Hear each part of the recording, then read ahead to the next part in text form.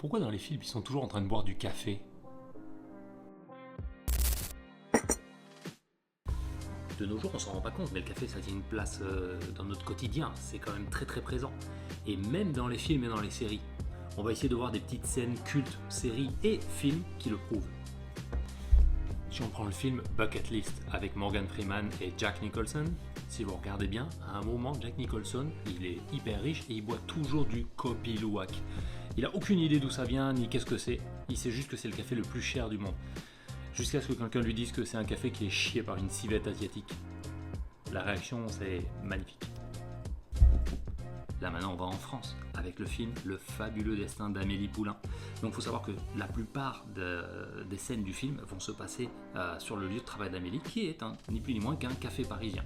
Alors ça symbolise aussi le charme à la parisienne de rentrer dans un petit bistrot café où on va pouvoir boire un petit espresso sur le zinc, mais c'est surtout le lieu de romance, un lieu d'échange, un lieu d'amitié où on va découvrir tout plein de personnages. Donc ça c'est certes un peu cliché, mais c'est ce qui donne un petit peu son attrait au café dans ce film.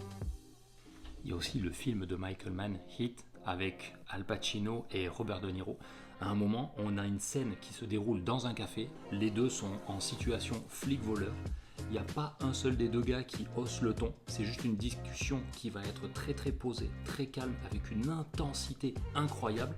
Et à ce moment-là, on peut voir que la tasse de café, elle est juste le témoin d'une scène culte du cinéma.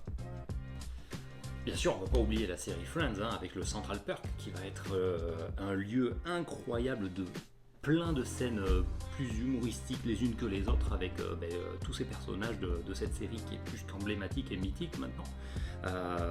Quelques-uns des personnages vont y travailler, d'autres vont y chanter pour le plus grand malheur de nos oreilles.